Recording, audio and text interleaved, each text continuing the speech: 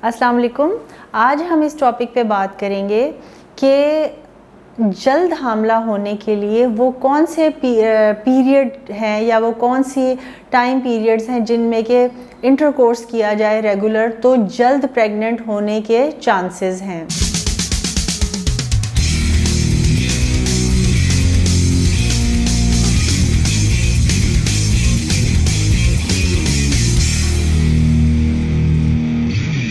Viewers, हमें इस topic पे बात करने से पहले हमें एक नॉर्मल फीमेल की रिप्रोडक्शन की फिजियोलॉजी को समझना ज़रूरी है।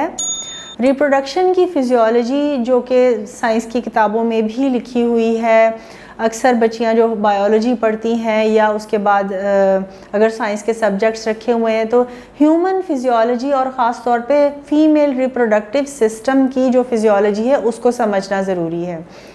हर एक खातून के अंदर, अडल्ट खातून में 2 ओवरीज होती हैं और दोनों ओवरीज 1 बाय 1 एक मैच्योर एग हर महीने डेवलप करती हैं। उसके बाद वो मैच्योर एग रिलीज़ होता है, वो फिलोपियन ट्यूब्स या यूट्राइन ट्यूब्स के अंदर से होता हुआ यूट्रस के अंदर तक पहुंचता है। ये जो अमल है ये पूरे माह की मुद्दत में एक ही मर्तबा होता है और ये एग अप टू 72 आवर्स यानी 3 दिन के लिए वायबल होता है।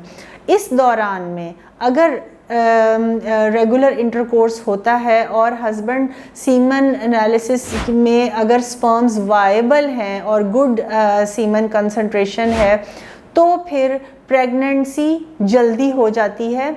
लेकिन इस बात को समझना ज़रूरी है कि एग की viability is only for 72 hours यानी 3 डेज़।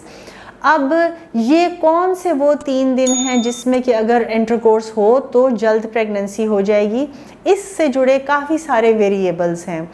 वो खातून जिनका कि रेगुलर मेंस्ट्रुअल साइकिल है, हर महीने उनको रेगुलर पीरियड्स आते हैं, मेंस्ट्रुअल पीरियड्स, तो आम तौर पे मेंसेस के डे 1 से लेके डे 10 तक 10th डे से ऑनवर्ड उनको एग रिलीज़ होने का चांस है।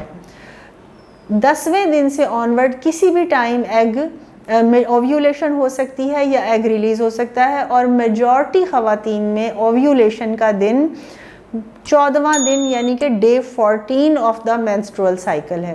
लेकिन ये मेजॉरिटी ऑफ द वुमन में, बट नॉट ऑल।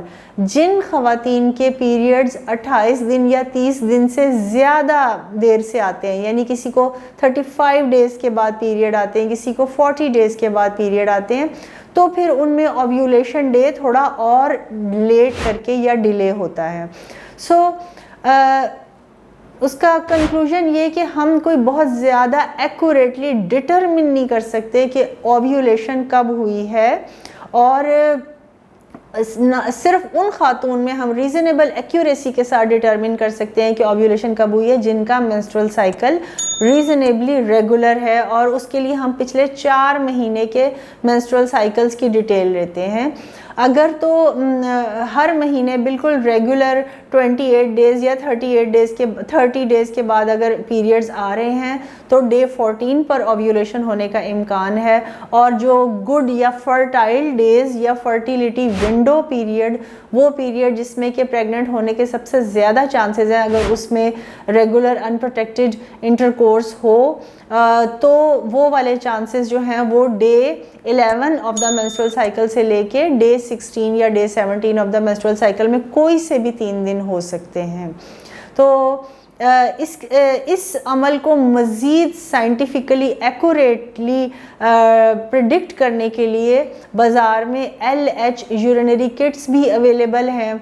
उनके ऊपर इंस्ट्रक्शन मैनुअल में सारी इंस्ट्रक्शंस दी जाती हैं कि आप प्रिडिक्ट कर सकते हैं फीमेल का डेली यूरिन टेस्ट करके कि उनको ओव्यूलेशन किस दिन हुई है, और ताकि वो मोस्ट फर्टाइल डेज़ हैं और उन दिनों में अगर रेगुलर इंटरकोर्स किया जाए तो फिर प्रेग्नेंट होने के इम्कानात ज़्यादा हैं। यहाँ पर ये बात भी काबिल ज़िक्र है कि हर खातून का हर मेंस्ट्रुअल साइकिल ओव्यूलेटरी साइकिल नहीं होता। कभी कभी ऐसा भी होता है कि कोई दरमियान में विदाउट ओव्यूलेशन मेंस्ट्रुअल साइकिल या मंथ गुजर जाए, और एट एन एवरेज एक साल में 7-8 मरतबा मेंस्ट्रुअल साइकिल्स तो ओव्यूलेटरी होते हैं, लेकिन 3-4 एन ओव्यूलेटरी भी हो सकते हैं। और इस बात का इन चीज़ों से भी ताल्लुक़ है कि उनकी कोई प्रीवियस सर्जरीज हुई हुई हैं या उनके और कोई मेडिकल के या हार्मोनल कोई इश्यूज़ हैं या प्रॉब्लम हैं। मज़ीद उसकी डिटेल में अगर जाएं तो फिर ओव्यूलेशन को प्रिडिक्ट करना और ज़्यादा मुश्किल हो जाता है। अगर आप इस सिलसिले में मज़ीद मालूमात लेना चाहते हैं तो आप कंसल्टेशन के लिए तशरीफ़ ला सकती हैं क्लिनिक पर, और ये नंबर है जिससे आप अपॉइंटमेंट ले सकती हैं। इसके अलावा ये कि मैं शालामार हॉस्पिटल में और पंजाब मेडिकल सेंटर में अवेलेबल हूँ, और शालामार मेडिकल कॉलेज में department of gynae and obstetrics में हेड ऑफ़ डिपार्टमेंट हूँ। आपका शुक्रिया।